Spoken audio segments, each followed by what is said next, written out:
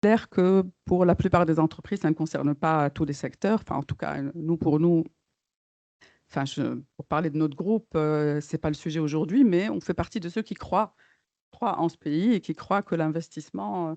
Mais je comprends parfaitement que d'autres entreprises ne se sentent pas en sécurité, puisque aujourd'hui il y a tout de même il y a tout de même la situation et de la pression fiscale, du coût du financement également, et puis aussi la problématique du décalage quand même énorme entre cette dynamique et cette force du secteur privé face à l'administration publique qui fait ce qu'elle peut aujourd'hui, hein. Moi, ma critique, elle est toujours mesurée par rapport à l'administration publique, puisque bon, on a en face de nous aussi des gens qui font ce qu'ils peuvent avec ce qu'il aurait donné aujourd'hui. Ça, c'est malheureusement, c'est comme ça qu'on peut le dire.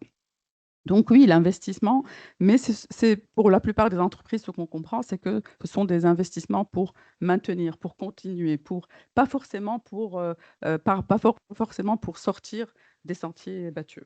Voilà, ça c'est ma lecture du baromètre. Merci beaucoup, c'est très clair. Et j'aime bien le terme de lucidité, donc pour un peu expliquer ce décalage entre la perception de la situation macroéconomique et la réalité micro des entreprises. On le voit clairement un peu dans les réponses. C'est très intéressant. Je vais passer la parole à si Hichem Elbey, donc, qui est DG de l'ABT, une banque qui est très connue pour être très bien placée sur le financement des entreprises. Et donc, j'aimerais bien avoir un peu sa lecture de ces résultats et est-ce qu'il ressent un peu la même chose au niveau des clients, notamment corporate. Merci Sifami, merci UI pour cette invitation et merci pour la qualité du travail. Bravo pour la démarche et la méthodologie adoptée pour ce baromètre EY 2026. Moi, je vais commencer, je vais essayer un peu d'être discipliné sur le temps qui m'a été alloué et je vais parler de quelques points à retenir, puis je vais parler de quelques éléments de contexte national et international et je vais conclure par quelques points en lien avec la sphère de la finance. Alors, pour commencer, les quelques points à retenir, c'est essentiellement, je peux dire qu'on est plutôt on est plutôt dans une démarche ou dans une dynamique où on glisse plutôt de la zone de l'appréhension vers une zone de quelques idées tirées par des anticipations positives, ce qui n'est pas mal pour les entreprises. Et ça dénote qu'il y a une prise de conscience du contexte et des éléments du contexte national. On rappelle que le taux de croissance de la Tunisie, même si c'était à 2,6, et qu'en septembre 2025, Fitch Rating nous a amélioré la note de la Tunisie à B- avec une perspective stable. Ça veut dire que globalement, on n'est pas dans l'incohérence de la perception de la situation économique. Et moi, je retiens aussi le pourcentage de 82% des 82% des entreprises tunisiennes ont l'intention de maintenir ou augmenter leur niveau d'investissement. Donc, ça veut dire que c'est vraiment un pourcentage assez révélateur et ça traduit quand même une certaine dynamique d'investissement, même dans les anticipations. Pour un peu aller dans le sens du baromètre ou des conclusions, moi, je veux dire qu'il y a une préoccupation, une priorité, deux attentes et une ambition.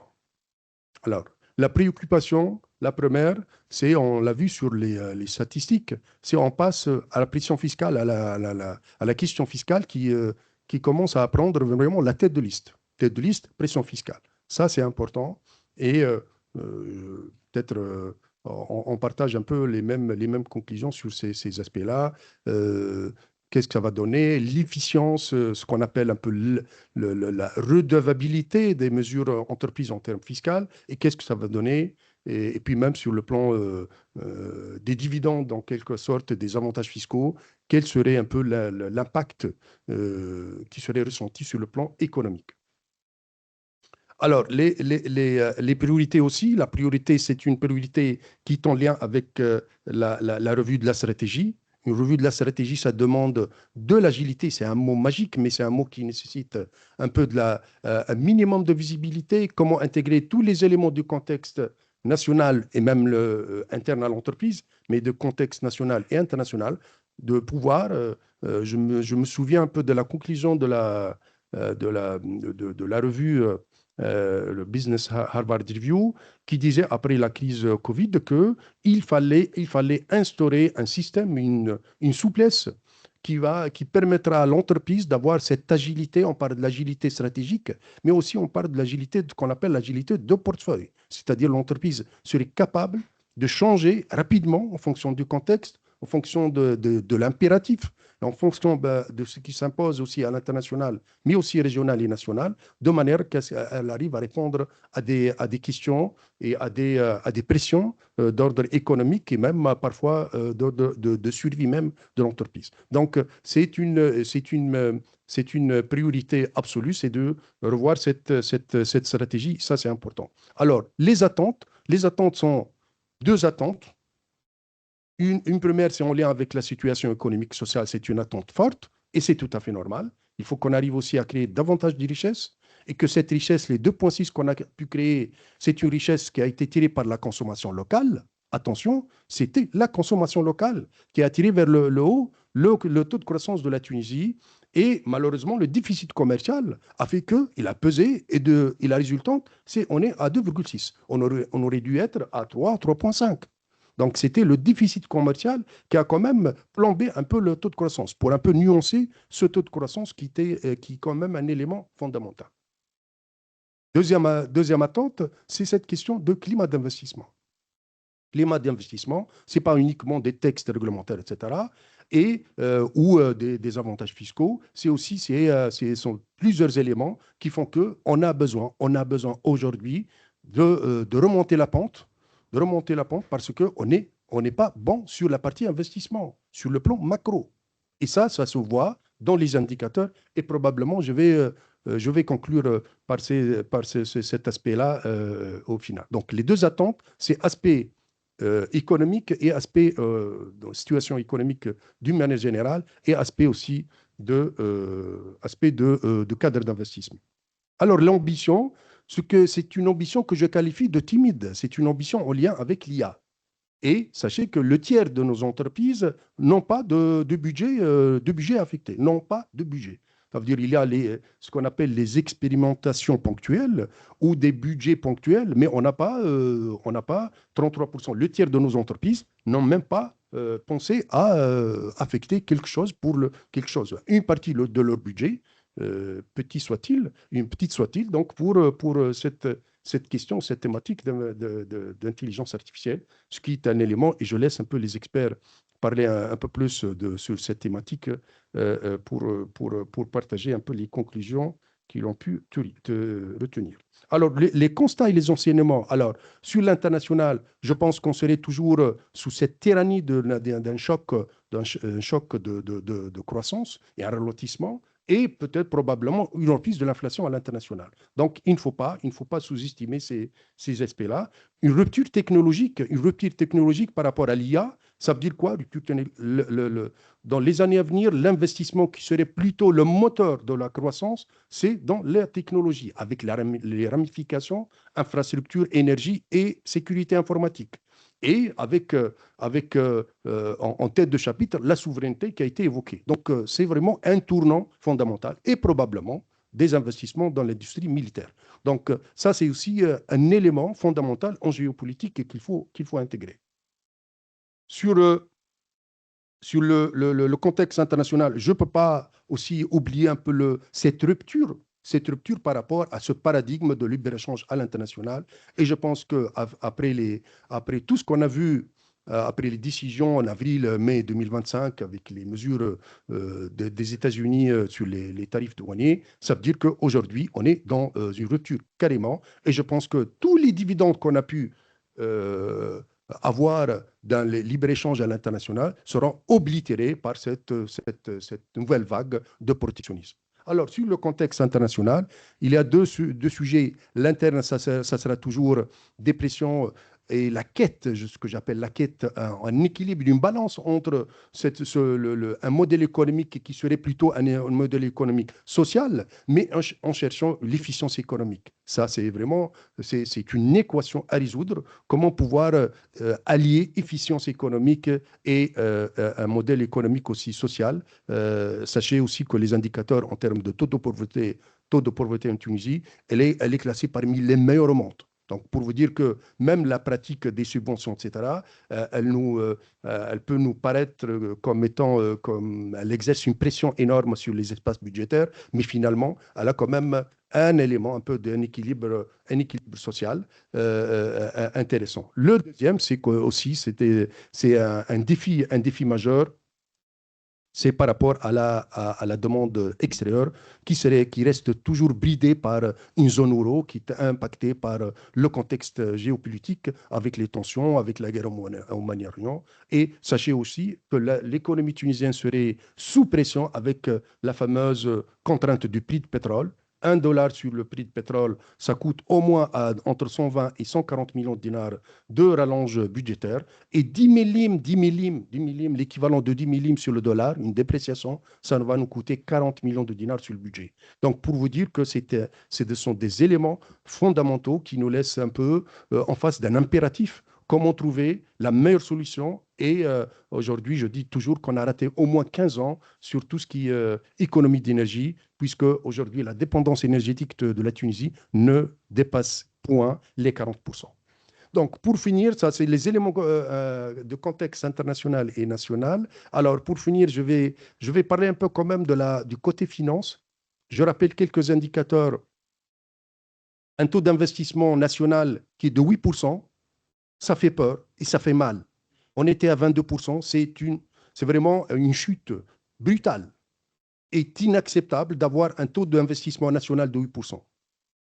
Ça ne va pas créer de la richesse, ça ne va pas créer une résilience d'une économie qui serait capable de faire face à des chocs, à des ondes de choc à l'international. Donc, c'est largement suffisant pour dire qu'on a touché le fond. Et aujourd'hui, s'il y a quelque chose à faire, c'est comment remonter la pente et comment amorcer aussi une reprise en termes d'investissement. Deuxièmement, le niveau de NPL au niveau des banques. Le niveau des banques tunisiennes, le niveau des créances, ce qu'on appelle les créances classées ou les créances en difficulté, il est de la moyenne. Il faut faire attention à la moyenne. C'est comme ça la moyenne. Elle est de 14 à 15%. Elle est extrêmement élevée, même à le comparer avec des pays dans la zone où encore plus, le gap est important si on compare avec des pays de marché, dans des marchés un peu plus matures. Donc, et troisième élément, c'est qu'on a commencé, et là je le dis d'une façon totalement objective, on a commencé à voir un changement dans la structure des revenus des banques. C'est aujourd'hui, et là, on passe d'un niveau de revenus sur le portefeuille d'investissement, on est passé pratiquement de 17 à 18%. Aujourd'hui, nous sommes en moyenne de 45 à 50%, ce qui est énorme. Donc, est-ce que la question aujourd'hui, est-ce qu'on a changé de modèle économique pour des banques tunisiennes ou c'est comme ça? Est-ce que ça a exercé un effet d'éviction pour l'investissement? Et d'un autre côté, vous avez un élément fondamental, c'est que le marché est liquide. Les ratios des banques sont des ratios qui traduisent quand même une certaine liquidité. Il y a de la liquidité, mais en face, il y a un investissement qui baisse. Et là, probablement, il faut peut-être nuancer avec tout l'écosystème, etc., les mécanismes d'equity, etc., de fonds d'investissement. Est-ce qu'on peut peut-être nuancer un peu le niveau d'investissement réalisé, mais globalement, on a besoin d'avoir, je ne dirais pas une refonte, parce que c'est compliqué, mais au moins d'amorcer une nouvelle dynamique qui puisse avoir de la visibilité pour les entreprises tunisiennes et aussi poser la question fondamentale, est-ce que les banques tunisiennes ont changé leur modèle économique ou c'est une résultante qui a été imposée par la force des choses pour pouvoir assumer une certaine rentabilité et performance dans la durée sans pour autant nier qu'aujourd'hui, on a devant nous une marge de progression en termes d'investissement qui serait capable d'asseoir notre économie sur des bases de résilience attendues à tous les niveaux. Et merci. Merci beaucoup, CIGM. Je pense que Oui, bien sûr, vous pouvez. Vous avez bien expliqué et rationalisé un peu le chiffre de 66%, la perception des, euh, des chefs d'entreprise par rapport à la situation économique. Avec ces éléments-là, c'est clairement, ben, réellement, ils sont en train de refléter un peu ce que vous venez d'expliquer sur la situation de l'investissement notamment. Donc, merci pour ces explications. Je vais passer la parole à Rahman pour justement nous donner l'avis de l'investisseur. Donc, investisseur dans ces entreprises, comment vous voyez les choses? Est-ce que vous voyez un peu l'évolution positive qu'on observe dans les commentaires des entreprises sur leur activité et notamment sur l'attente qu'ils ont par rapport à l'année prochaine en termes d'évolution d'activité? Merci beaucoup, Fahmi, ou merci aux organisateurs. Je vais tout d'abord joindre ma voix à celle de Madame Masmoudi par rapport à l'utilité de cet exercice. C'est un exercice qui ramène encore une fois beaucoup de lucidité et beaucoup de...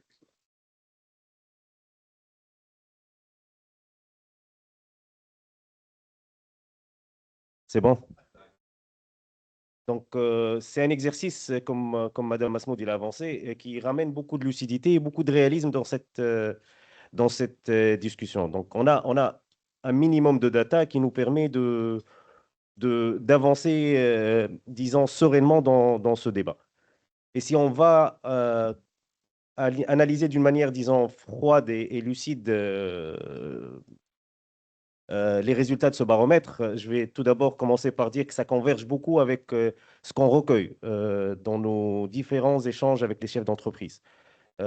Une des activités principales d'un fonds d'investissement est de passer beaucoup de temps à discuter et à essayer de générer les meilleures opportunités qui puissent demain ramener le retour sur investissement que nos investisseurs nous demandent. Donc, si on résume ce baromètre en une phrase, je pense que la Tunisie va mieux, mais elle ne va pas encore très bien. Donc, ça, c'est le premier constat que je peux regarder en analysant encore une fois très froidement la data que nous avons vue. Je pense qu'il y a beaucoup moins de pessimisme qu'il y a 2-3 ans. Les gens sont soit plus positifs, soit les gens s'installent dans un réalisme qui est imposé par la situation locale et internationale. Donc aujourd'hui, même en nous comparant à des pays beaucoup plus développés que le nôtre, je pense qu'il y a une situation, disons, politique et géopolitique qui est totalement inédite. Sur le fond, je pense qu'il y a une perception de stabilité, il y a un contexte beaucoup plus stable. Mais il y a deux conclusions qui ressortent immédiatement en lisant votre baromètre. C'est que la croissance reste très faible et que les contraintes sont toujours là. Donc aujourd'hui, on ne peut pas parler de contraintes conjoncturelles. Je pense que c'est des contraintes qui ressortent dans les baromètres précédents et je pense qu'aujourd'hui, on peut dire que c'est des contraintes structurelles que vous avez très, très bien résumées. Donc, c'est des contraintes qui sont aujourd'hui liées à la pression fiscale. Madame Masmoudi, encore une fois, a ajouté un mot très important, c'est une instabilité fiscale. Donc, c'est vraiment un contexte qui ne permet pas aux chefs d'entreprise et aux investisseurs d'avancer lucidement sur leurs projections. Il y a une complexe administrative très importante, même si on fait avec ce qu'on a, on fait ce qu'on peut, mais aujourd'hui, ça rajoute une couche de complexité très importante aux chefs d'entreprise. Et il y a un manque de visibilité économique nationale qui est aussi aggravé par une situation internationale qui vient nous être imposée. Donc, aujourd'hui, il y a un problème structurel, encore une fois, pas conjoncturel, et il y a une part importante qui ressort aussi dans votre baromètre d'entreprises qui estiment que leur activité sur le moyen et court terme pourrait être menacée. Maintenant, la lecture d'un investisseur qui essaie de naviguer autour de toutes ces questions. Je pense qu'on ne peut pas dire qu'on peut surfer en Tunisie sur une vague de croissance. Je pense que le marché n'est pas un marché de performance. La performance doit être créée et fabriquée. Donc, on rencontre de bons actifs, c'est vrai, mais le contexte national et le contexte régional n'est pas vraiment favorable à une croissance, disons, intuitive. C'est une croissance qui doit être créée, qui doit être pilotée, qui doit être renforcée.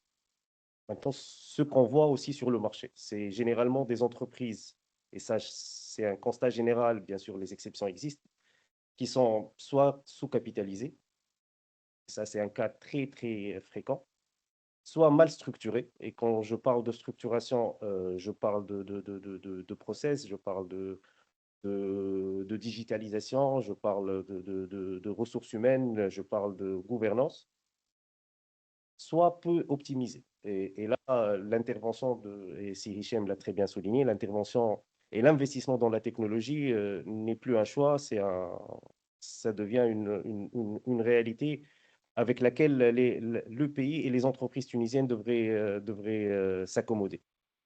La valeur peut être créée par l'amélioration opérationnelle de ces entreprises, par une meilleure structuration financière et une meilleure optimisation de leurs ressources financières qui vient principalement, et c'est le rôle des fonds d'investissement, par le renforcement des fonds propres et l'amélioration de la gouvernance. Et il y a une question en fait, que j'ai eu la chance de participer il y a quelques semaines à un événement qui a été organisé par la BIAD qui tournait autour de la question de la transmission d'entreprise.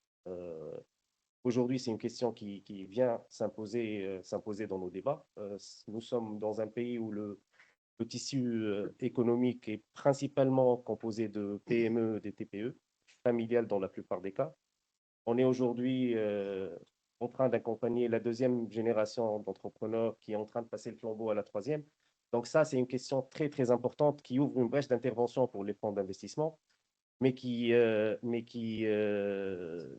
une question extrêmement fragile à traiter et extrêmement compliquée à gérer. Donc, si je peux résumer, le sentiment s'améliore, mais l'investissement reste très prudent. Les entreprises restent très défensives. C'est des entreprises en fait qui sont dans l'attente, dans l'autoprotection, pas vraiment dans la projection vers l'avenir. C'est en tout cas ce qui ressort aussi de votre baromètre. Donc, il ne faut pas réellement confondre un climat qui s'améliore avec un cycle de croissance qui tarde à venir. Donc, il y a aujourd'hui, malheureusement, et c'est le cas, on ne peut pas parler d'une croissance qui s'amorce. On ne peut pas encore parler de ça. Donc, la conclusion, en fait, c'est on est en phase de stabilisation, pas dans une phase de transformation et de croissance. Les contraintes structurelles restent dominantes et c'est des contraintes qui doivent être adressées par les entreprises et par les pouvoirs publics. Et la performance est malheureusement dépendante de la capacité des gouvernants à exécuter. Je parle des gouvernants d'entreprise. Et là, le rôle des fonds d'investissement peut être déterminant parce qu'en fait, la performance des investissements va dépendre de la capacité de ces entreprises à exécuter des plans de transformation. Donc la Tunisie aujourd'hui n'est malheureusement pas un marché de croissance, je pense, pour nous, capital investisseurs. C'est un marché de création de valeur pour des investisseurs, encore une fois, capables d'exécuter. Merci. Merci beaucoup, Abdelrahmane, c'est très clair. Je pose la question à Marie. On a encore le temps.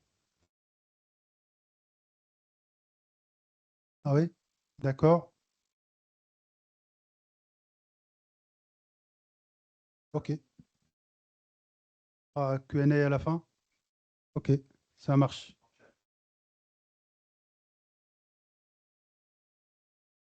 Merci à tous. Donc, du coup, on enchaîne avec la deuxième partie de la présentation sur le Focusia. Oui.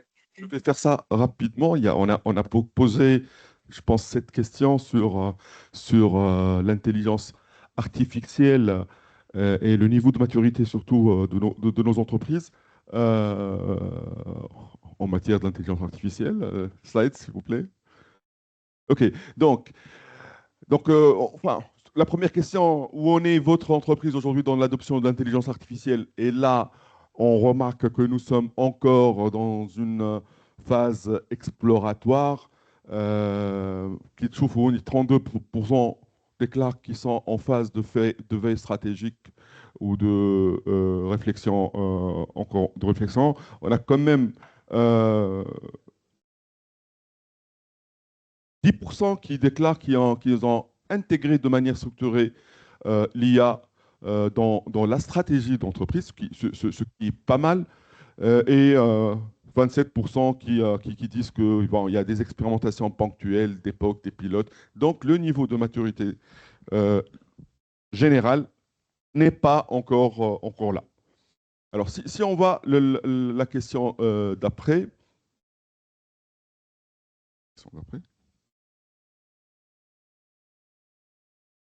slide d'après, s'il vous plaît. Voilà. Donc, quels sont les domaines où l'IA est utilisée dans votre entreprise et quels sont les domaines où l'IA serait prioritairement utilisée dans votre entreprise? Et là, en premier lieu, il y a tout ce qui est analyse de données, aide à la décision. Bien entendu, donc, nos chefs d'entreprise pensent que l'IA est utilisée principalement pour l'analyse de décision avec une projection vers des usages plus opérationnels, peut-être un peu plus tard. C'est ce slide d'après, s'il vous plaît. Alors, pour les usages, déjà, par rapport au budget, et c'est une question que CIHM a abordée, effectivement, on n'alloue pas encore suffisamment de budget à l'intelligence artificielle. Donc, budget ponctuel opportuniste, 33%. Même ceux qui ont structuré un budget, ils déclarent que ce budget, il est encore limité. Donc, clairement, Mazana. Donc, nos chefs d'entreprise doivent probablement réfléchir à mettre les moyens sur l'intelligence artificielle parce que ça sera un moteur intéressant pour la croissance. Slide d'après, s'il vous plaît. Alors, par rapport à l'horizon qu'ils définissent pour avoir les bénéfices, voilà, les dividendes de l'intelligence artificielle, il y a près de 40% de 1 à 2 ans, 20% de 3 à 5 ans et un peu moins de 20% pas encore clairement identifiés. Si on fait le focus par secteur, les secteurs, par exemple, de TIC, voilà, les secteurs de quelques services, le retour de l'intelligence artificielle va être très rapide.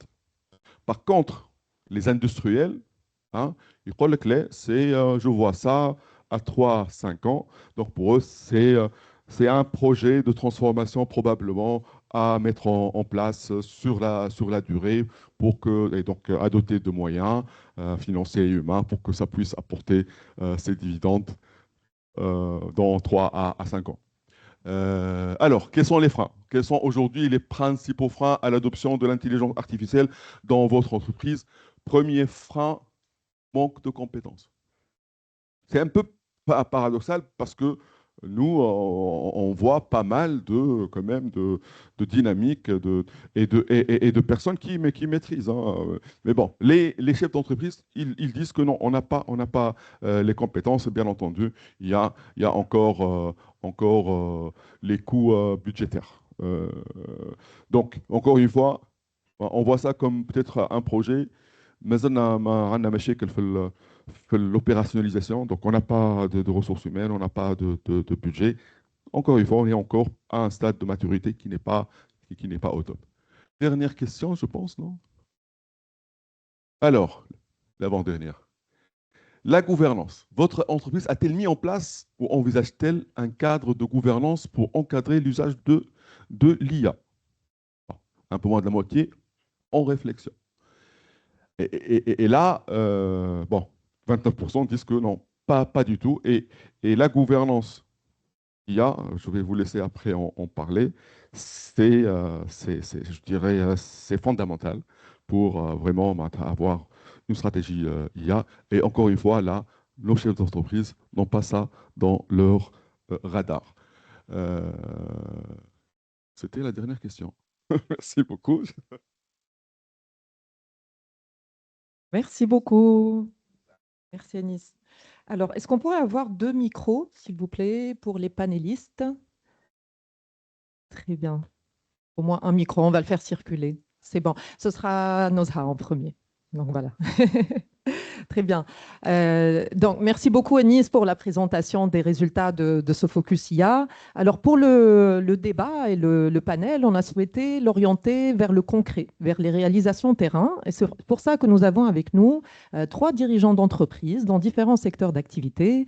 Donc, Emin Ben Ayed, Mosfet, industrie automobile, Emin Iriehi, Steps, qui est une entreprise de services numériques, et Saifeddin Benjmir, Monoprix, la grande distribution, le retail.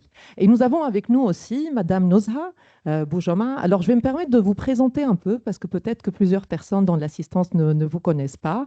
Madame Nozha est une experte internationale de l'IA, tant sur des sujets de recherche que dans l'industrie, puisqu'elle a occupé des rôles de gouvernance au sein de groupes comme Decathlon, IKEA, Sistra. Et puis, elle a travaillé aussi à influencer les politiques publiques en Europe, puisqu'elle est membre de plusieurs commissions de l'OCDE, de la Commission européenne, et c'est l'une des pionnières de l'IA responsable. J'espère avoir bien présenté les choses. Madame Nozha, forte de Tabarkallah, cette belle expertise, qu'est-ce qui vous fait réagir? Quelles sont vos réactions par rapport à ce Focus IA et ses résultats? Je propose à tous les panélistes qu'on fasse des réponses courtes de manière à pouvoir faire circuler le...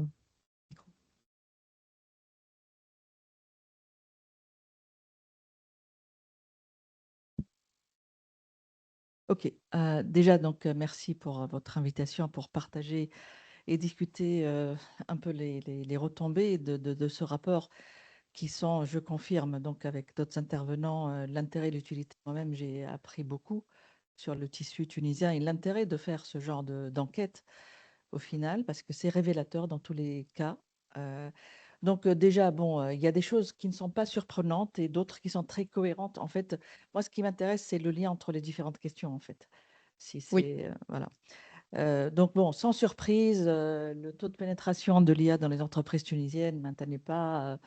Mais encore une fois, il ne faut pas s'auto-flageller.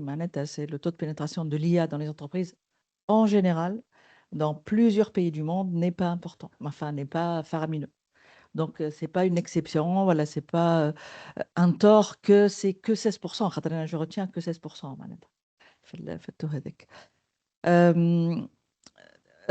Pour le côté budgétaire, en fait, ce qui m'interpelle, c'est que c'est encore vu comme une cerise sur le gâteau, l'IA.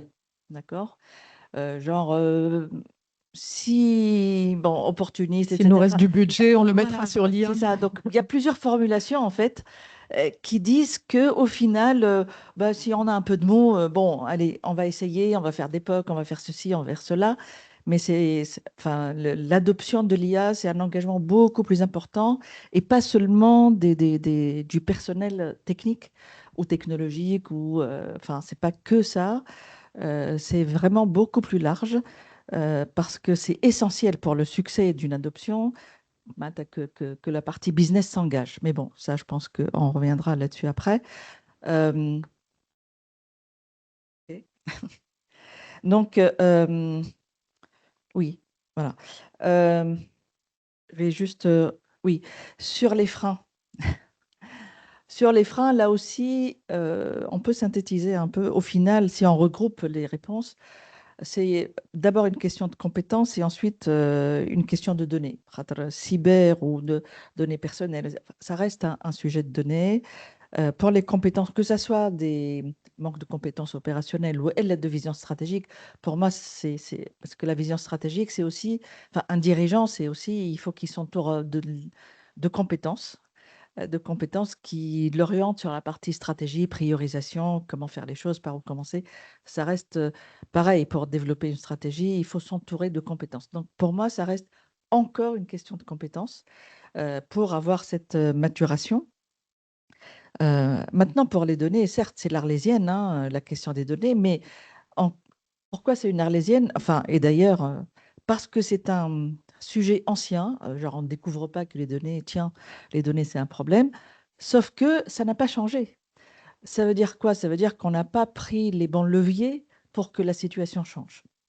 Donc, je crois que les données, ça reste parmi les fondamentaux, les couches de base. L'IA, c'est pas juste on va cocher une case pour être à la page, hein, pour dire on est une entreprise qui déploie de l'IA. Il faut avoir la matière qui permet à ton IA, quand tu vas l'implémenter, d'avoir un impact business. Et pour ça, il y a beaucoup de choses à faire. On peut en discuter plus tard. Très bien, merci beaucoup. Alors, on va enchaîner avec, vous, Emine, avec votre casquette de chef d'entreprise, mais aussi de président de l'IACE. Donc, vous êtes en contact de beaucoup d'autres entreprises. Et peut-être vous pouvez nous donner votre lecture, ou du moins les points qui vous ont un peu interpellé. Justement, je vais rebondir sur ce que vient de dire Madame et sur les résultats de votre enquête. Le problème, c'est quoi? C'est que d'abord, beaucoup d'entreprises ne savent pas ce que l'IA peut leur donner. Et là, il faut faire un travail de marketing.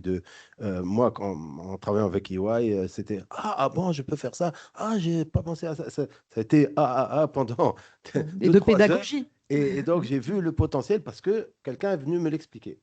La data, c'est fondamental. Nous, ça fait 15 ans qu'on stocke des données. À la limite, sans savoir quoi en faire. Donc, que ce soit des capteurs sur des machines pour la température et la vibration, ou j'achète pour 100 à 150 000 euros de base de données par an pour mon métier. C'est indispensable pour savoir ce qu'il y a dans une automobile, c'est technique. Mais du coup, depuis longtemps, on investit dans des grosses bases pour les stocker. Donc, quand EY est venu me voir, j'ai pu démarrer. Et beaucoup de projets, on les voit, ils sont intéressants. Ah, mais il n'y a pas la data. Donc, ce qu'on a fait, ce que je conseille, c'est on a fait un brainstorming. Quand on a vu le potentiel, on dit tiens, on pourrait faire ça. On a listé des projets.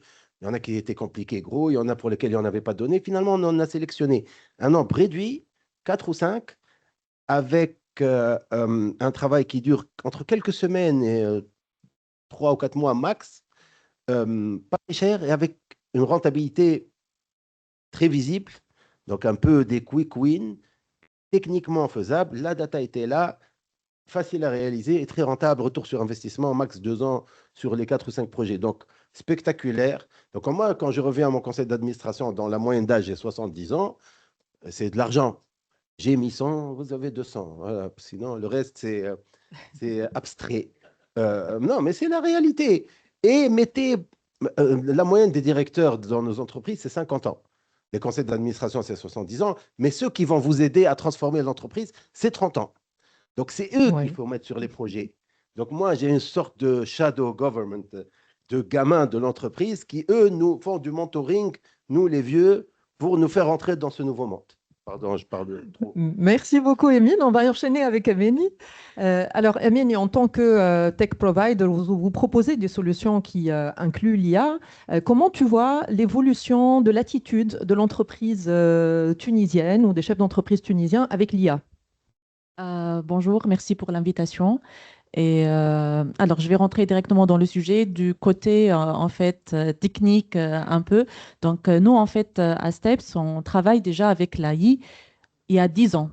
Ce n'est pas à l'arrivée des outils qu'on connaît aujourd'hui avec la démocratisation et plus ou moins la vulgarisation de l'intelligence artificielle avec les outils qui sont aujourd'hui à la disposition de tout le monde. Donc, on faisait des projets à l'époque, donc ça ne s'appelait pas l'AI, donc c'était de machine learning, de data mining, du scrapping et sous autres formats avec plusieurs industries, mais malheureusement, c'était avec des clients à l'étranger. Donc, pas en Tunisie. Pas en Tunisie. En Tunisie, on avait d'autres priorités à l'époque. C'était toujours la digitalisation des process. À la limite, faire des dashboards de KPI si vraiment l'entreprise allait assez avancer et éveillée en termes de digital. Mais quand on parle de la prédiction, la mise en place des modèles AI, donc c'était des sujets futuristes. Donc aujourd'hui, je ne vais pas dire encore l'arrivée de l'AI, donc aujourd'hui avec cette tendance… démocratisation. Exactement. Ça, d'un coup, c'est devenu l'urgence d'hier et c'est l'urgence ultime et tout le monde veut se positionner. Et du coup, selon ce que j'ai vu ces 2 dernières années, il y a 3 types d'entreprises. Il y a celles qui ont investi déjà dans la data, dans la gouvernance, dans la structuration et la collecte. Même si vous n'avez pas besoin aujourd'hui de ces data, ils étaient à jour, ils étaient prêts à intégrer l'intelligence artificielle directement avec le moindre budget. Il y a celles qui ont du budget. Ils ont acheté beaucoup d'outils, ils ont acheté tous les outils intelligence artificielle, mais ils n'arrivent pas à avoir le résultat attendu et le résultat souhaité. Et voilà, ils te posent la question, ça marche que ça marche pas, qu'on a investi beaucoup d'argent, mais le problème, toujours, je le dis, la transformation, c'est une transformation de management avant que ce soit l'achat et la mise à disposition des outils. Il y a la troisième catégorie dont M. Hichem a parlé tout à l'heure, c'est les 30%, le tiers des entreprises qui n'ont même pas alloué du budget parce que peut-être ils ont peur que c'est coûteux. Il y a aussi cette idée que l'intelligence artificielle, c'est inaccessible, c'est un produit de luxe, sauf que en fait, vous pouvez faire des petites actions et il y a beaucoup de quick wins et de l'impact sur votre business très visible avec juste la mise en place de quelques outils, de quelques agents, mais voilà, il faut être bien accompagné et c'est notre rôle aussi de participer dans l'éducation aussi de l'écosystème qui est un peu résistant par rapport à ça. Ouais, très bien, merci beaucoup. Alors maintenant, on va passer à la séquence des retours d'expérience et on va commencer avec vous, Saïf. Donc, est-ce que vous pouvez nous parler des raisons qui vous ont amené à commencer à déployer l'IA et un peu des projets que vous avez mis en place et des résultats que vous avez obtenus? Alors, les raisons, il y a une phrase assez courante, on entend en ce moment, c'est AI or die, en fait. Donc, je pense qu'aujourd'hui, c'est plus vraiment un débat, c'est plus vraiment un sujet que de regarder comment ces ruptures technologiques impactent notre business. Après, on a beaucoup de données, hein. Depuis très longtemps, on a des ERP, on a des données sur les ventes, les achats de nos clients, des produits de nos fournisseurs. Je vous laisse Les petits programmes dans le retail. Tout à fait. Et on a un programme d'engagement client, donc une carte de fidélité qui finalement représente plus de 50% de notre chiffre d'affaires hors alcool est réalisé sur des cartés. Donc on a beaucoup de données, mais on a aussi des données logistiques sur les flux de marchandises, sur les livraisons, sur les durées moyennes d'immobilisation de nos camions, par exemple, et sur la casse, ce qu'on jette, sur quoi on s'est volé, par exemple, dans les magasins. Et donc, on a beaucoup de données. Et donc, très tôt, on a voulu être data-driven retailer, en fait. Et on a structuré pas mal d'expérimentation dans une première phase. Et derrière, on a investi, donc, et on a délivré des projets autour de 4 principaux piliers. Le premier, c'est l'expérience client. Le deuxième, c'est l'excellence opérationnelle. Le troisième, c'est la sécurité et la protection des actifs. Et le quatrième, c'est l'employé augmenté, en fait, sur lequel on est en cours de déploiement de nouveaux projets. Alors, sur le premier, pour vous illustrer concrètement à quoi ça ressemble, typiquement, tu connais très bien, puisque tu as pratiqué ça aussi, on fait la promotion hyper personnalisée aujourd'hui. Avec nos algorithmes, on travaille avec une start-up française qui s'appelle Relevancy. Donc, on est sur du segment of one. Je pourrais vous donner une promotion qui est différente selon votre comportement d'achat et les datas que j'ai sur vous, si vous êtes carté, évidemment, si vous êtes membre de ce programme de fidélité, pour être plus pertinent, parce que avec un catalogue qui est imprimé en centaines de milliers d'exemplaires, qui est en one size fits all, on ne l'est jamais finalement. Donc, on gagne en précisant et on a des impacts mesurables. Typiquement, on travaille sur l'anti-churn. Tout client qui ne vient pas chez nous pendant une certaine durée, on est capable de lui envoyer cette promotion spécifique très, très pertinente par rapport à ce qu'il a l'habitude d'acheter chez nous. Donc ça, c'est un premier cas d'usage qui est déployé, qui est à l'échelle avec derrière un logiciel de marketing automation, puisqu'on fait du targeting, etc. Deuxième cas d'usage, c'est un chatbot qu'on va déployer dans les prochaines semaines, qui va automatiser les flux entrants dans nos contact centers. Donc, on a pris 20% de l'inbound qui représente 80% des volumes. Et on va le mécaniser, le robotiser pour, quelque part, permettre à nos équipes d'aller sur des tâches à plus forte valeur ajoutée et de gérer des cas plus complexes, en fait. Ensuite, sur l'excellence opérationnelle, on a de beaux sujets dont on est très fiers. Le premier, il est par rapport à l'optimisation. On a commencé tôt ça avec Friterium, qui est une start-up marocaine. Bon, après, on a commencé tôt avec l'analytics. Donc maintenant, c'est de l'analytics qui est quelque part boosté par des évolutions sur l'algorithmique autour de l'IA, en fait. Donc typiquement, aujourd'hui, tous nos camions, en fait, sont optimisés, leur parcours, leur circuit, leur taux de remplissage, sont quelque part powered by AI, en fait. Et donc, l'année dernière, le nombre de palettes a cru de 4%, avec une réduction du nombre de camions et de chauffeurs, typiquement. Le deuxième cas d'usage, c'est les dates courtes, la gestion des dates courtes en magasin. Avant, à Monoprix, vous aviez des employés qui allaient chercher le yaourt sur les rayons. Bon, on passait beaucoup de temps finalement à les trouver parce que c'est notre responsabilité. On vend des produits ultra frais à des personnes âgées, à des enfants, enfin à des clients tout simplement. Et donc, aujourd'hui, l'IA va lui dire, bah, la tablette L34, vous allez avoir des brassées fraises 4, allez les chercher et on va pouvoir les étiqueter et faire une promotion proposée par l'IA qui peut être différente entre Sfax et Jardin de Carthage, qui peut être différente un milieu de mois versus une fin de mois, là où il y a les salaires, et qui peut être voilà, optimisée pour notre marge finalement. Et ça permet aussi de sauver, on était plus de 125 000. Ça, c'est déployé sur 88 points de vente, hein, avec une start-up française qui s'appelle Smartway. Et ça permet quelque part de sauver plus de 400 tonnes d'aliments par an et aussi de gagner de l'argent, parce que finalement, ça, en soutenant le pouvoir d'achat des Tunisiens, qui commencent à venir dans ces corners anti-gaspi, et ben finalement, on évite aussi tabzir finalement. Alors, sur l'excellence opérationnelle aussi, on est en train d'expérimenter là une IA pour automatiser nos commandes de fruits et légumes. Sujet, comme tu le sais, qui est assez compliqué. Hein, combien de cajots de laitue commandés dans un magasin versus un autre, c'est un cas typique pour, quelque part, l'intelligence artificielle. Et donc, mais c'est une IA qu'on veut positionner pour aider l'humain, pas pour le remplacer. Donc, c'est aussi un collaborateur en magasin qui va être quelque part augmenté par cette IA. J'essaie d'aller vite pour permettre l'échange. Alors, sur la sécurité, on a deux sujets. On a la détection de vol par la computer vision. Là, on travaille avec une start-up tunisienne qui s'appelle Anavit. Et on est très, très fiers de la collaboration avec eux. Ça marche.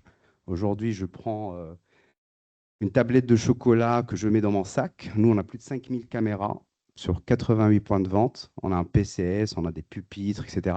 C'est impossible de surveiller tout le monde. Et on se fait quand même beaucoup voler. Donc là, l'IA, quelque part, nous envoie des alertes au niveau local et central pour dire, là, il y a un geste suspect. Et ça marche, en fait. Donc, on a interpellé voilà, ça marche. Voilà. Et le deuxième cas, c'est la cybersécurité. Donc, on a un logiciel qui s'appelle Darktrace, qui, avec l'IA, monitore l'ensemble des flux qui circulent dans notre système d'information et permet de détecter et de bloquer très tôt.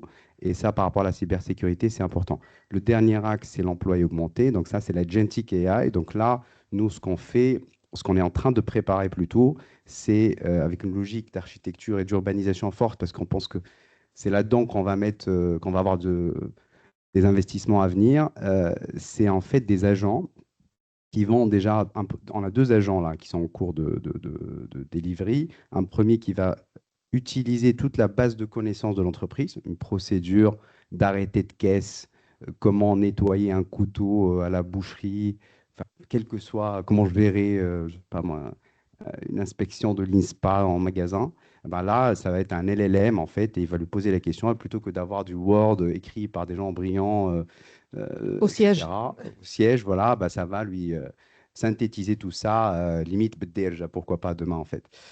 Et le deuxième, c'est une forme de control tower pour nos commerciaux qui va être connecté à tout le PNL du magasin, avec la base des réclamations, les ruptures, et qui va finalement, un directeur régional, il va faire Mazelbourgui, Bamat, El Benzad par exemple, et bah en fait, l'IA va être son contrôleur de gestion et va lui dire, bah, ce magasin-là, il a 13% de rupture sur l'épicerie sucrée, il s'est tapé 2 réclamations clientes de score 5, et puis j'en sais rien, quel autre KPI. Et s'il a fait des bonnes choses aussi, il l'a vu. Évidemment, surtout.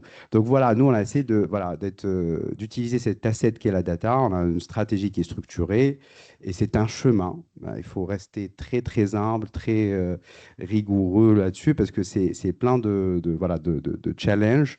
Et nous, dernier point, c'est qu'on a choisi de ne pas fabriquer de l'IA, mais d'en acheter parce que voilà, on essaie d'être raisonnable aussi par rapport à la différence, à l'accessibilité des 2 scénarios. Voilà. Ouais. Très bien, merci beaucoup, bravo. Hein. Franchement, je pense que c'est un beau témoignage, une belle richesse aussi de use case et puis surtout par rapport à ce qu'on a vu dans le focus où aujourd'hui l'IA est perçue comme utile pour l'analyse des données et l'aide à la décision. Surtout, mais ce que là, vous venez de présenter, c'est beaucoup de use cases pour booster les ventes, pour améliorer l'expérience client, pour améliorer la productivité et la performance opérationnelle. Donc, on est vraiment sur des choses qui sont au cœur de l'activité. Alors, Emine, on va enchaîner avec vous. Donc, si on peut faire circuler le micro, peut-être que vous pouvez nous parler de la genèse, des raisons qui vous ont amené à commencer à déployer l'IA au niveau de MOSFET. Quand une entreprise est dans un environnement compétitif international et avec les conditions qu'on a décrites de la Tunisie, c'est survival of the fittest. Ça veut dire et donc c'est marche ou crève, voilà, en 3 langues. Donc on ne se pose pas la question, on n'a pas le choix, donc il faut aller, encore une fois, c'est une question de compétitivité relative. C'est-à-dire, qui sont mes concurrents? Est-ce que je vais plus vite qu'eux? Comme je dis toujours, il ne faut pas essayer de courir plus vite que le lion, il faut courir plus vite que le voisin. Comme ça, c'est lui qui se fait bouffer. C'est comme ça. Donc, moi, je regarde la Roumanie, la Pologne, le Maroc, l'Égypte, et je dois aller plus vite que mes concurrents. Et donc, l'adoption de l'IA est toute naturelle. Même les entreprises qui disent qu'ils n'ont pas d'IA, en fait, ils ont de l'IA. Quand ils regardent la qualité des textes écrits par leurs collaborateurs, par exemple, c'est de l'IA, souvent, quand ils regardent. Donc, oui, mais c'est pas grave. Le changement il faut faire attention. Brusque. Comment rentre l'IA non contrôlée par rapport à leurs données, etc. Donc, il faut faire attention. Et vous avez parlé de mindset, c'est très important. Au-delà des projets, process, comme on vient d'en décrire, il faut que les gens soient préparés à ça. Donc, formez vos dirigeants, des formations d'1 ou 2 jours, aller jusqu'à du N-2, N-3, même N-4 sur des formations un peu plus courtes. Comme ça, quand l'IA arrive et sont prêts, déjà, ceux qui dirigent savent ce que ça peut leur donner, ils commencent à avoir des idées. Et ça accélère l'adoption de l'IA et surtout de ne pas aller sur de fausses routes, dépenser trop d'argent pour rien, avoir des illusions ou des échecs. Très bien, merci beaucoup. Alors, Emine, on va enchaîner avec vous. En tant qu'entreprise qui est active dans la tech, en quoi vous utilisez l'IA en interne dans vos process et on entend beaucoup de vibe coding actuellement. Sur quoi vous travaillez? Ok, pas du tout. Alors, donc, dès l'arrivée de l'IA, effectivement, la première chose qu'on a entendue, que les tech providers vont disparaître, les développeurs vont être remplacés par les outils AI, mais en fait, j'adhère pas du tout à cette idée. On ne la voit pas comme une menace. Nous, on l'a pris comme une opportunité et on a accéléré notre production. Et du coup, on est en train de livrer plus de projets dans les mêmes délais et avec une qualité supérieure. De toute façon, on essaye de faire. Bien évidemment, ce qu'on produit pour nos clients, on essaie de, bien sûr, en profiter pour améliorer les compétences d'entreprise. Donc, comme monsieur l'a dit, donc, on fait du LLM, on fait du Agentic AI. Donc, bien sûr, on a mis en place aujourd'hui, on a des agents qui ont rejoint l'équipe de Steps, que ce soit en termes d'agents dans le marketing, en termes de sales, ou aussi qui, en fait, l'AI, on en profite pour optimiser et faire des tâches répétitives qui n'ont pas peut-être de la valeur. C'est comme L'automatisation. exactement, comme par exemple la génération de code de base, les tests unitaires, c'est un peu technique. La documentation, généralement, ça prend du temps pour le développeur ou le responsable, mais on a décidé de se concentrer sur des tâches qui ont plus de valeur, comme les trucs stratégiques, conseils avec le client, la conception, l'ingénierie, parce que nous, en tant que, je parle de STEPS, notre métier, c'est pas le code. Notre métier, c'est vraiment aider les entreprises à réussir leur transformation digitale et la mise en place de l'AI. Donc, on se positionne en tant que conseiller, en tant que partenaire stratégique. L'ingénierie, la conception, l'architecture, la sécurité, la qualité, tout ça, ce sont des levées qui ne peuvent pas être remplacés par l'IA. Et de toute façon, l'IA, elle vous donne des systèmes, mais la décision, elle reste toujours humaine. Donc, la stratégie, la décision d'utiliser cet outil ou et l'autre outil, c'est toujours humain. Et voilà. Très bien, merci beaucoup. Merci à tous les trois pour vos témoignages et retours d'expérience sur le terrain. Enfin, on l'a dit plusieurs fois depuis ce matin, l'IA, c'est maintenant, c'est pas dans 3 ans. Donc, vous voyez des exemples très concrets d'entreprises tunisiennes qui avancent bien sur le sujet. Avant de repasser la parole à Madame Nozha, on va revenir vers Saïf pour aborder le sujet des risques et des points d'attention. Parce qu'on n'est pas dans un monde parfait et il faut faire attention à beaucoup de choses. Alors, déjà, moi, ce qui me fait le plus peur, c'est d'être entouré un jour de robots avec une intelligence artificielle qui soit malveillant. Bon, ça, c'est au niveau, je pense qu'il y a un vrai débat et j'espère qu'on va pouvoir avancer au niveau mondial sur la gouvernance de l'IA et la protection de notre civilisation, quelque part, parce qu'il y a de plus en plus de voix respectables qui pointent ce sujet-là. Pour revenir au niveau de notre pays et de nos entreprises, je pense qu'il y a effectivement quelques risques, mais comme tout projet à dimension technologique, si on parle de data, data c'est garbage in, garbage out. Donc, si vous n'avez pas quelque part une gouvernance de vos données et une discipline opérationnelle pour la maintenir, déjà, ça va être compliqué. Il y a des sujets aussi d'architecture, des systèmes d'information et d'infrastructures à préparer, parce que après, le TCO des technologies n'est pas le même selon les choix et la capacité de votre système d'information à suivre. Ensuite, il y a des sujets qui sont liés, dans notre cas par exemple, puisqu'on a fait le choix de faire des partenariats, d'acheter de la technologie. Moi, le premier point auquel je fais attention, parce qu'on a souvent affaire à des startups, donc la pérennité de leur modèle, le fait que des fois, c'est des black box. Souvent, il y a un hype sur l'IA. Alors, tout le monde fait de l'IA, donc tout le monde vient vous pitcher avec fait de l'IA. Non, il faut être vigilant. Donc, nous, on est même allé à demander les notes scientifiques de la techno derrière. Donc, il faut faire attention à ça. Je pense qu'il y a des gens plus ou moins sérieux dans le marché.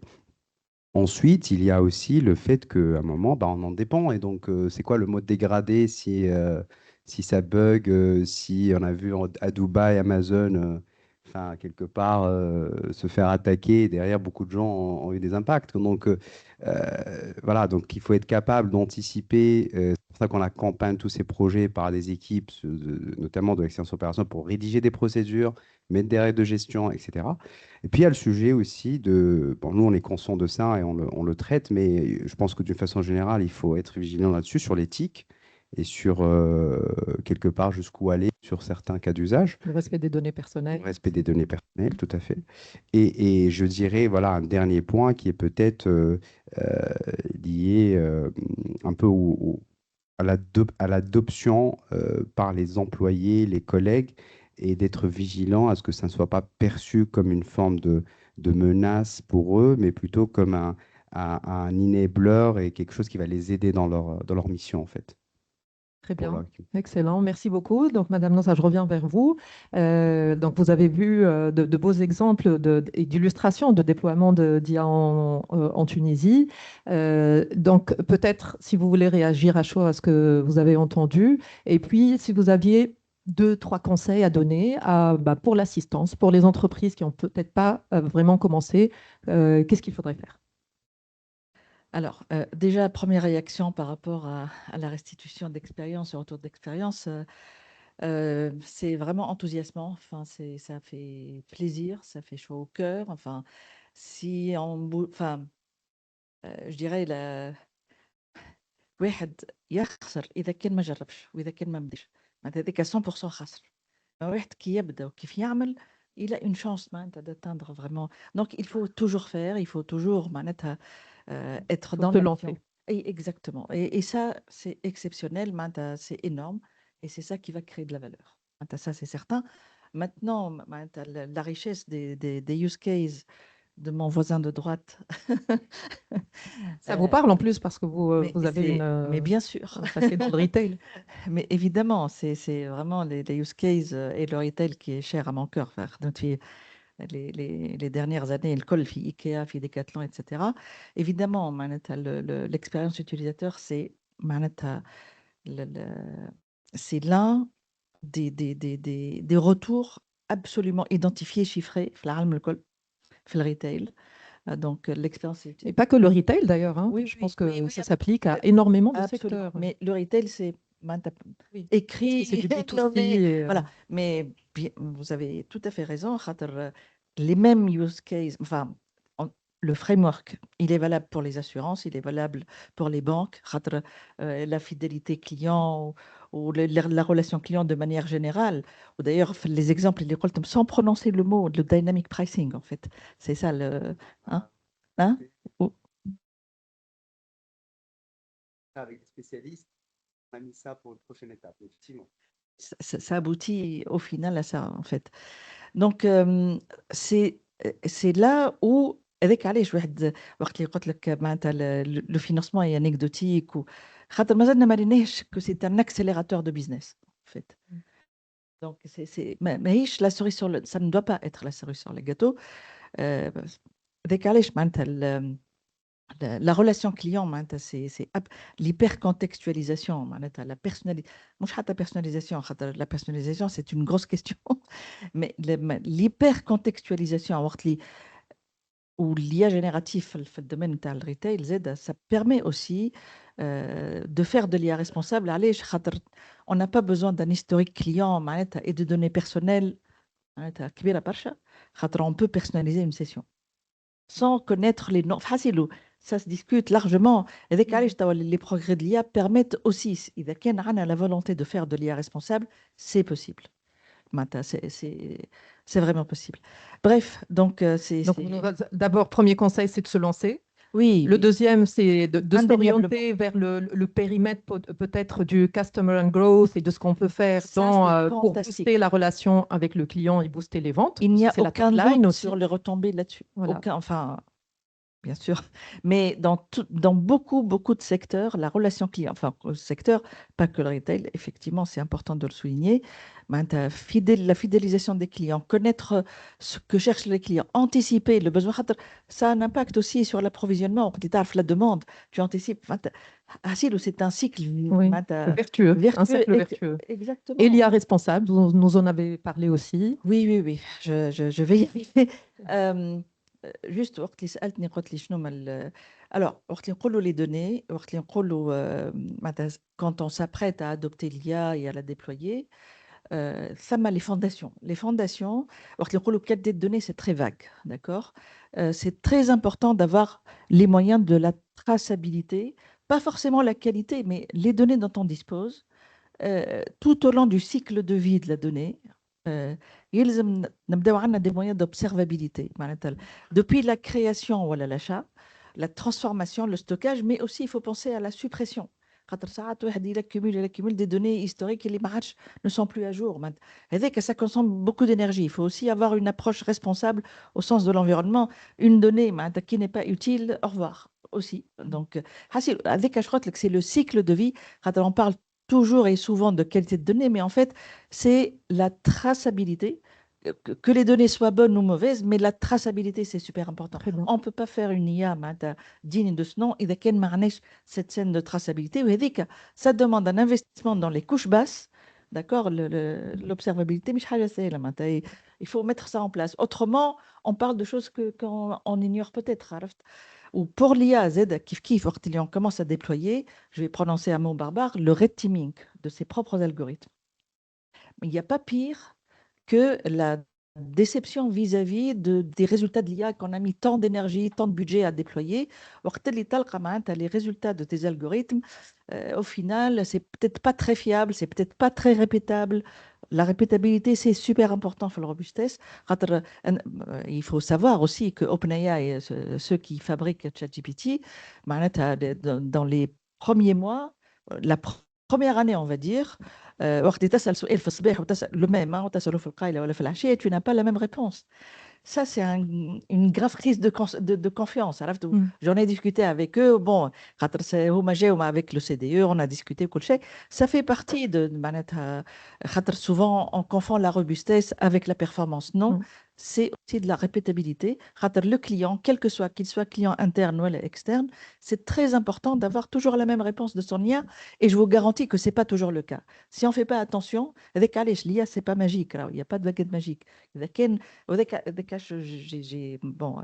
J'ai rassemblé On tout va ça. conclure, s'il vous plaît. Red teaming, d'accord? Voilà. Ah bah, c'est parfait.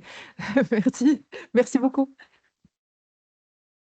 Alors, on va faire circuler le micro très rapidement sur les perspectives. Donc, Émilie, on va commencer avec vous. Vous êtes dans le secteur de la tech, donc vous êtes à l'affût de toutes les nouveautés. C'est quoi le sujet IA chaud pour vous, sur lequel vous vous projetez sur les prochaines années? En tant que STEPS, bien sûr, donc les agents AI, donc on essaye de mettre le maximum. C'est l'agentique AI. Exactement. Et voilà, donc j'encourage toutes les entreprises اللي مازالوا ما بداوش وما عملوش البودجي donc يبداوا من توا معناها سي خاطر كل نهار يتعدى سي اون بيرت دارجون معناتها البودجي هذاك اللي هو ما حطوهوش ils vont perdre encore plus من بعداش pour réduire cette dette technologique ou pour réduire rattraper ce retard. Donc voilà, كل نهار يضيع c'est raté. Très bien, merci. Emine, alors, quelle est la chose que tu voudrais que l'IA, dont tu rêves et que tu voudrais que l'IA fasse pour toi? Bon, il y a des sujets dont on discute qu'après minuit, mais bon, je pas ce... Ma petite plaisanterie du matin. Non, en fait, l'histoire de est-ce que ça va détruire des emplois ou pas? Sur le plan macroéconomique, si l'IA commence à détruire beaucoup d'emplois, les travailleurs, c'est des consommateurs. Donc, c'est des marchés qu'on détruit aussi. Après, c'est des électeurs. Donc, aux États-Unis, s'il y a 20 millions qui vont être mis sur le carreau, ils ne vont plus consommer. Donc, c'est une récession. Après, ils vont voter pour Bernie Sanders.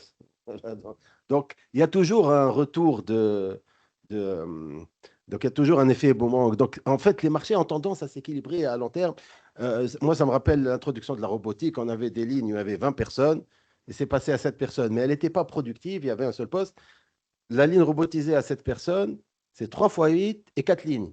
Donc, on est passé de 20 à 84 personnes. En fait, c'est ça, la technologie. Pour l'IA, quand j'ai commencé à travailler avec vous, la première question, c'est identifier en amont quelles sont les personnes dont on n'aura plus besoin pour commencer à les recycler dès aujourd'hui. Parce que chez nous, on n'est pas aux États-Unis. On ne vire pas les gens. Donc, l'IA, OK, moins 10 personnes, mais les 10 personnes, elles vont rester là. Donc, il faut en amont anticiper c'est quoi les profils à risque, type agent de saisie, etc. Parce que c'est pas très qualifié, c'est pas non plus travailleur sur chaîne. Donc c'est une population, il faut faire attention, bien les former, bien les recycler par anticipation. Donc moi, c'est ce sujet autour de collaborateurs et du capital humain. Très bien. Saïf, donc vos perspectives, pour conclure rapidement. Je pense qu'un jour, on va arriver d'une IA spécialisée à une IA qui est dans toute l'entreprise et qui viendra, moi je pense que c'est important, renforcer le rôle de l'humain. Évidemment qu'il y aura un impact peut-être sur l'emploi, mais j'aime à dire qu'il y aura de nouveaux métiers, peut-être dont certains on ne connaît pas encore l'existence ou les contours. Et donc l'idée, c'est que ça soit en fait au service en fait de l'ensemble des parties prenantes de l'entreprise, y compris en fait des salariés, et qu'elle soit éthique, qu'elle soit plus contrôlée peut-être, j'espère, ou mieux gouvernée. Et qu'elle soit à ROI positif. Je pense qu'il faut être vigilant à bien cadrer aussi les retours sur investissement. Très bien, merci beaucoup. Donc, Madame Nozha, on va finir avec vous, avec vos paroles de sage, sur qu'est-ce que vous voyez comme futur de l'IA, peut-être dans le monde et pour la Tunisie, par ricochet? Bon, c'est une vaste question, mais vous pouvez recadrer. Déjà, je pense que quelque chose d'essentiel, déjà, pour bien faire de l'IA dans une entreprise, l'IA n'est pas une affaire des personnes techniques de l'entreprise. C'est une affaire d'équipe interdisciplinaire, business compris. معناتها إذا كان البيزنس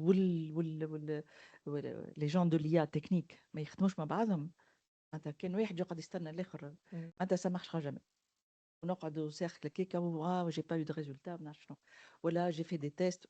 Donc c'est essentiel dès le départ d'avoir des équipes interdisciplinaires incluant le business comme partie prenante. علاش على خاطر ثم cycle de vie de l'IA اللي ننساو souvent qu'il y a une phase super importante clé في succès, c'est le design.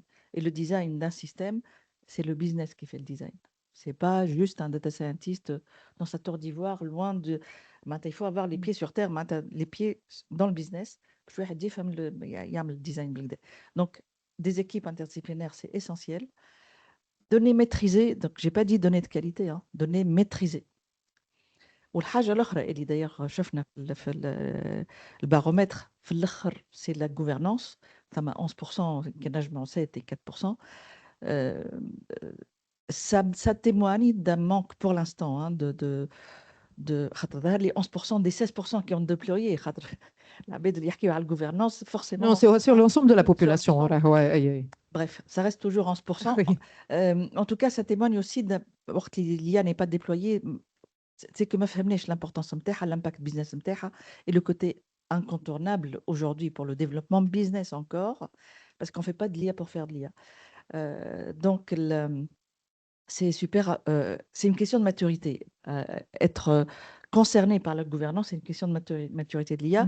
Juste, je rappelle que le clash qu'il y a eu entre l'administration américaine et Anthropic, c'est quand même concernant la gouvernance de l'IA. Hein. Donc, c'est ni business ni technologique, c'est la gouvernance. À quoi sert et quelles sont les lignes rouges? Donc, les lignes rouges, bon, Madame Tchlouchtawa fait les détails, mais en tout cas, la gouvernance, c'est on y arrive, نراو les bénéfices, نراو les risques. Après tout, la gouvernance, elle est là pour mitiger les risques potentiellement négatifs aussi. Mais aussi pour avoir un impact business. Donc voilà, je ne sais pas si ça répond à votre question, mais ça répondait plus à la question précédente sur les conseils, mais c'est complet. Et donc peut-être un dernier mot sur la projection future, s'il y a quelque chose. En fait, je vais dire quelque chose qui est assez obvious, enfin quelque chose qui est assez évident. Après tout, l'IA de confiance ou l'IA responsable, c'est pour garder l'humain au centre. L'humain au centre, il y a beaucoup d'entreprises, tous les agents en interface avec les clients, c'est franchement pas la meilleure démarche ni la meilleure option. Et c'est toujours le consultant, c'est toujours l'humain, il décuple, d'ailleurs c'est ça l'homme augmenté, il décuple ses capacités avec les. Mais c'est l'humain qui reste au centre, qui reste opérateur, qui reste l'architecte, qui m'a les développeurs. Voilà, l'IA c'est au service et maîtrisé. Autrement, Yoshua Bengio, je suppose que c'est parmi les personnes qui est un des prix Turing, hein, qui est l'équivalent de Nobel de l'informatique, qui n'arrête pas de.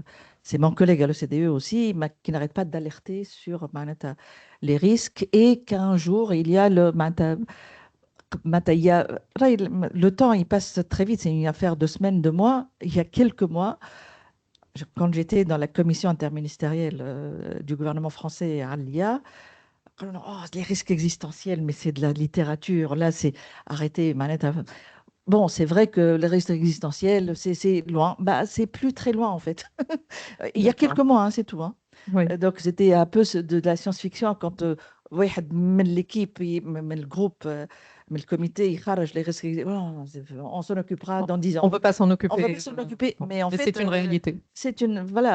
Donc, je veux pas affoler parce que c'est pas ça le but de l'histoire, mais il faut rester vigilant. Avec Alech, je remets au centre l'IA responsable, l'IA de confiance. C'est ça la garantie que, au final, que l'homme et l'humain maîtrisent ce qui se passe. Maintenant, l'IA responsable et de confiance, c'est une question de maîtrise, rien d'autre. Pas de contraintes ni juridiques, c'est pas ça le but, c'est pas ça la finalité. Voilà. Merci beaucoup. Merci à tous pour vos témoignages. Et je ne sais pas s'il y a une session de Q&A ou pas. Merci à tous. Donc, on arrive justement à terme de la matinée. Très beaux échanges. Effectivement, je pense qu'on pourrait prendre peut-être une ou deux questions parce qu'on a un peu dépassé le timing.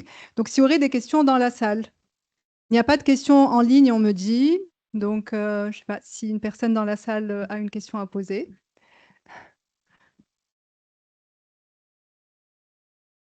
Oui, une question? A-t-il le micro? Merci beaucoup. Un commentaire à le panel Loulène et une question peut-être à peine qu'on a le temps.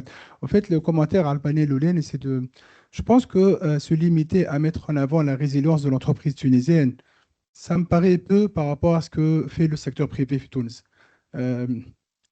Pour illustrer l'idée, je prends l'exemple de la natation في تونس. سمعنا بالملولي, سمعنا حفناوي, سمعنا أيوب. Donc, كلهم des super performances. Tu trouves la gouvernance du sport tunisien, tu te dis impossible que Kharjou Abed Kima Hake. Donc, ce que fait l'entreprise tunisienne, c'est beaucoup plus de la super performance, acte de la résilience. La résilience, je fais peut-être بعد الثورة, je fais 10 سنين تالي كل شيء, mais vraiment, on a dépassé la résilience. L'entreprise tunisienne, elle est super performante et l'optimisme نتاعهم اللي جاي من الكولتور d'entrepreneuriat اللي بدات من les années 70 وزايد من la croyance نتاع les entrepreneurs التوانسه في البوتنسيال نتاع les entreprises نتاعهم. كما قالت مدام قبيله خلي المواضيع بعيده علينا نحن نركزوا عليها عنا. هذا من جاي l'optimisme. Donc l'entreprise tunisienne, le secteur privé particulièrement, il est super performant, اكثر منه résilient.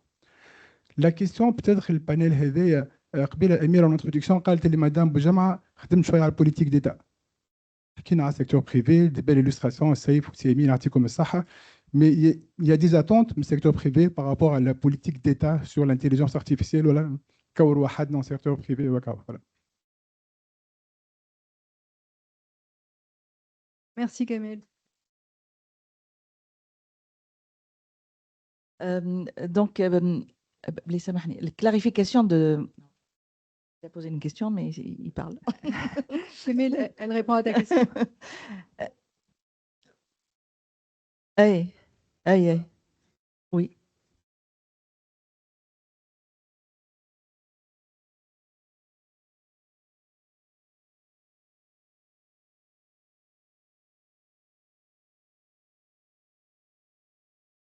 C'est les garde-fous.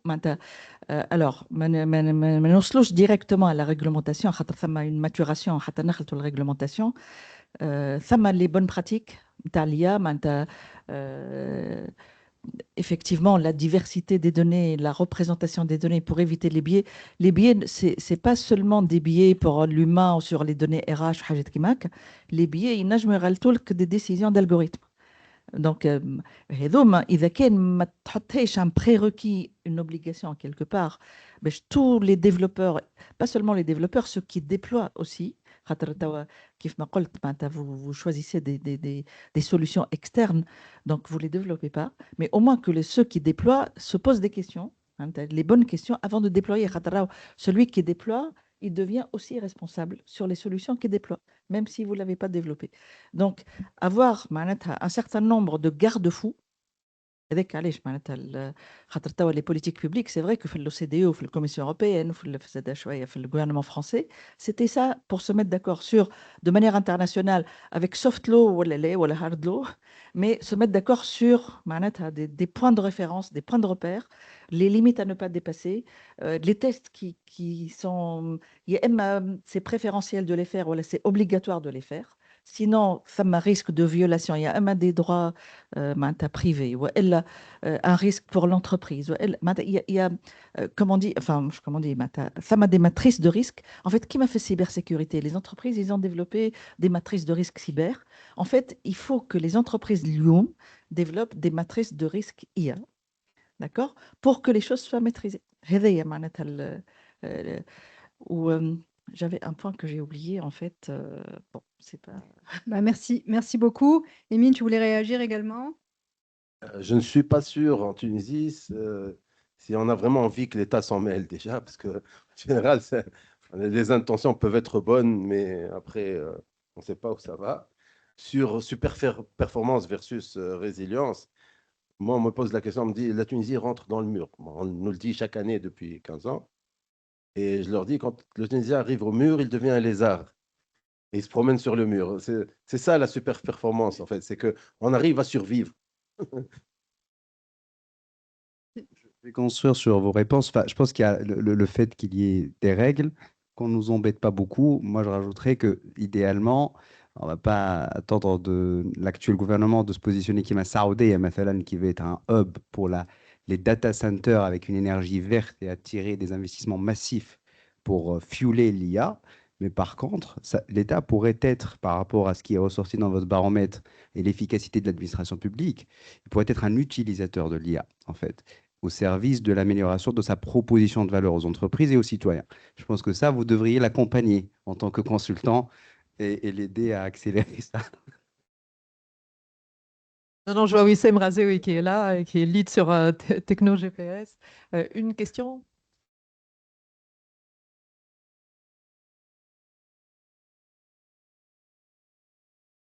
Bonjour tout le monde, Bouchra Ben Moussa, GIZ Tunisie. En fait, ce n'est pas une question. Je voulais juste partager avec les présents aujourd'hui que l'ITSEC vient de publier justement un document, un rapport. D'ailleurs, j'ai assisté la semaine dernière, je pense, lundi, où c'est une conférence sur la résilience justement de l'économie tunisienne. Ils ont présenté un peu un rapport donc, qui est présent sur le site de l'ITSEC. Donc, si vous vous posez la question un peu par rapport à la Tunisie, même pour répondre à monsieur. Donc, elle est disponible et c'est un document qui est exhaustif, qui présente un peu comment aujourd'hui la Tunisie, elle fait face aux crises et d'ailleurs, elle a été faite avec Expertise France. Je voulais juste apporter cette précision à tout le monde. Voilà. Merci beaucoup, Bouchra. Merci pour le partage. Il y a d'autres questions? 2 questions, non? Bon, très bien. Bah, je vois que Mounir prend beaucoup de notes depuis tout à l'heure. Mounir, Kteb associé donc EY Consulting, à qui incombe la responsabilité de faire une petite synthèse de cette matinée. Donc Mounir, à toi la parole. Merci Mariam. Bonjour à tous. Alors, j'ai écouté avec beaucoup d'attention les échanges et je vais me concentrer sur les échanges en fait. Un peu le debriefing que je vais faire. Je pense le début de séance, en fait, on a beaucoup parlé de morale, de préoccupation, de la psychologie finalement du dirigeant d'entreprise. Et c'est tant mieux, c'est comme ça qu'on l'a construit, le baromètre, c'est comme ça qu'on le veut, parce qu'in fine, c'est un élément qui est très impactant dans le monde des affaires. Et donc, Madame Sarah Masmoudi, elle a dit, et je suis d'accord avec elle, que le dirigeant tunisien, il s'est lassé de se plaindre. Et à un certain moment, il a décidé que, bon, c'était comme ça, et qu'il va falloir s'adapter, et qu'il va falloir avancer avec le contexte actuel. Et ça, on dirait que finalement, les dirigeants tunisiens deviennent stoïques. Ils suivent un peu la philosophie, le stoïcisme. Et en fait, la valeur cardinale, c'est quoi? C'est je me concentre sur les choses que je peux contrôler et tout le reste, je l'aborde avec détachement. Voilà. Et donc, le dirigeant tunisien, il commence à faire preuve de stoïcisme. Voilà. On est rentré dans le dur, donc, et on a parlé d'investissement. Et je pense si Hichem il a lancé une alerte par rapport au taux d'investissement et la baisse du taux d'investissement. Et c'est vrai, c'est un élément qui est d'autant plus préoccupant. On est en train d'hypothéquer l'avenir de l'économie tunisienne.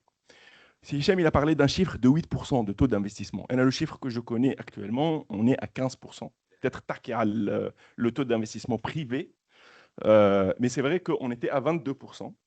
Et ça s'est beaucoup dégradé. Pour vous donner une idée, et c'est un chiffre que je répète souvent, la Chine, pour devenir la Chine d'aujourd'hui, pendant 20 ans, son taux d'investissement était de 40% du PIB. Pendant 20 ans. Oui. Donc, on est vraiment en train d'hypothéquer l'avenir en ayant des taux d'investissement aussi bas. Bah, donc, Abdelrahman, il a parlé de l'investissement en tant que praticien, finalement, de l'investissement.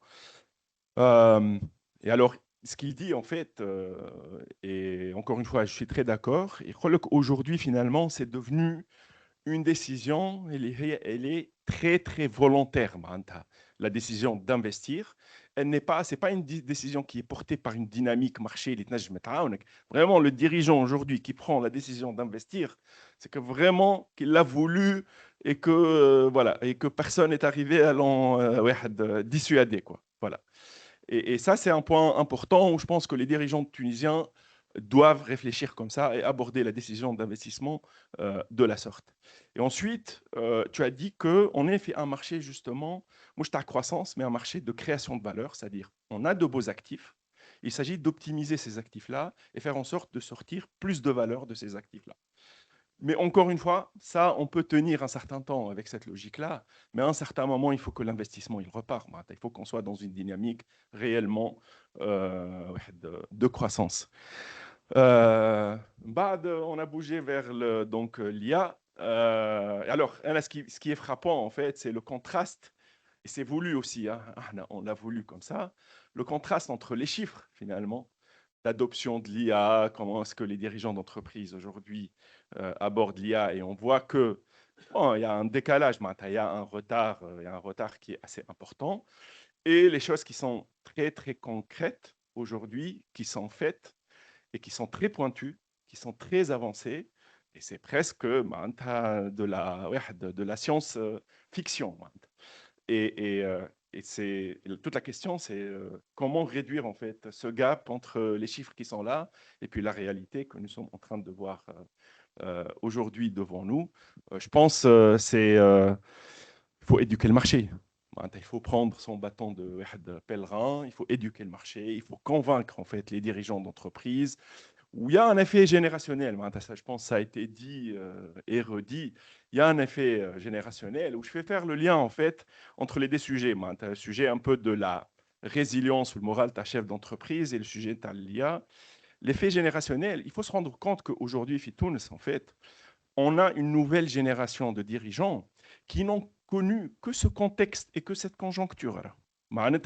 Quand ils ont pris leur mandat de dirigeant, ils ont pris leur mandat de dirigeant en 2012, en 2011, en 2013, et ils ne connaissent que cette réalité-là. Et visiblement, ils sont en train de s'en accommoder et de s'adapter et de trouver leur marque. Et ça tombe bien, plusieurs d'entre eux, ce sont les deuxième ou la troisième génération dans les successions qui sont en train d'arriver et de se faire sur le marché tunisien. L'effet, le côté générationnel, on le retrouve également avec l'IA. Et la meilleure idée, c'est que ces projets-là, il faut les confier justement à cette génération-là. Et pas à la génération qui est au niveau du board. Voilà. C'est peut-être un sujet qui est un peu loin de leurs préoccupations. Donc, je pense, il y a eu l'intervention de Kemel pour dire oui, résilience, mais quand la résilience, elle dure pendant 15 ans, ce n'est plus de la résilience. On est dans la performance, on est dans la super performance. Mais en tout cas, ce qui est sûr, c'est que cette résilience, je pense qu'elle commence à faire partie de l'ADN du dirigeant tunisien. Et ça, c'est une très, très bonne nouvelle pour nous et pour la compétitivité de l'économie tunisienne. Voilà ce que j'avais à dire.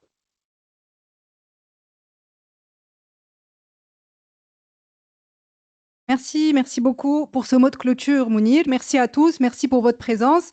Kahao, c'est bon, c'est terminé. On peut passer au 11e, on vous invite pour un petit cocktail. Et merci encore. Et à l'année prochaine pour le baromètre, Inch'Allah, édition 2011.